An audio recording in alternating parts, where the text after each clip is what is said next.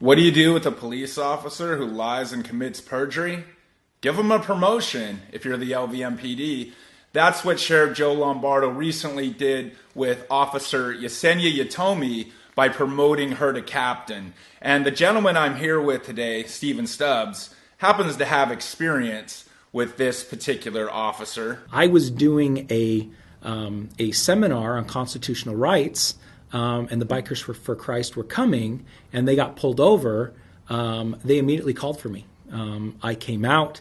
They said, "That's my lawyer, that's Bowtie." The officer was just writing the ticket. Yesenia Yatomi shows up and orders me to leave so that her intelligence unit can ask these Christian ministers questions without me there. Yesenia Yatomi is basically violating their Sixth Amendment right to counsel. Well, I refused, and she arrested me. And then I got a report chock full of lies, complete lies. Luckily, it was videotaped, and I was acquitted of obstruction. And then we filed a lawsuit. And when we filed the lawsuit, they disclosed a second report that was written the exact same day as the Perjury report. However, it was based on some facts. Yesenia Yatomi basically wrote two reports, one that was true and one that wasn't. She had written two reports, submitted the false report, pocketed the other one, and then lied to the district attorney's office. When they asked for all reports, she said there was none.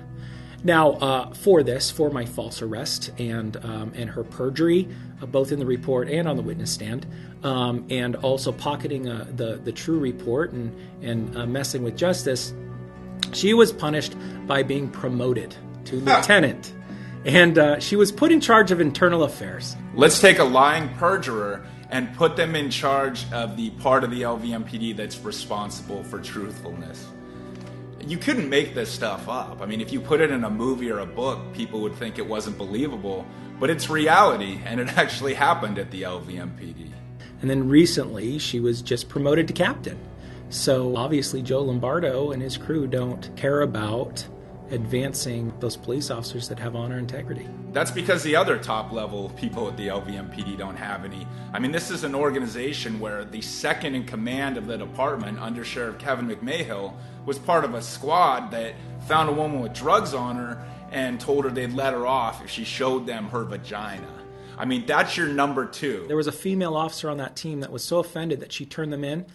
She was pushed out of the department. And the only reason we know about that is that because that brave young woman officer stood up, filed a report, ended up losing her job, ended up filing a lawsuit in the federal court, and that's the only reason we even know about it. So the officer with honesty and integrity gets forced out, while the dirtbag sexual harasser rises right to the top and is now second in command, the undersheriff. McMahill actually resigned, but they hired him back. And people wonder why we're not being told the truth in the Vegas mass shooting. This is why.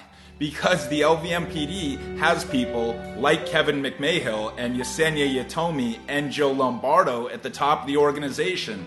Liars. And then you have Captain Charles Hank, who was recently just promoted to assistant sheriff. And this is a man who appeared in the newspaper for allegedly beating his wife. Look at their current administration. You got a liar, a perjurer, a sexual harasser, and a wife beater, all at the top of the organization. And this is why we're having such trouble getting the truth out of the LVMPD about the Vegas mass shooting.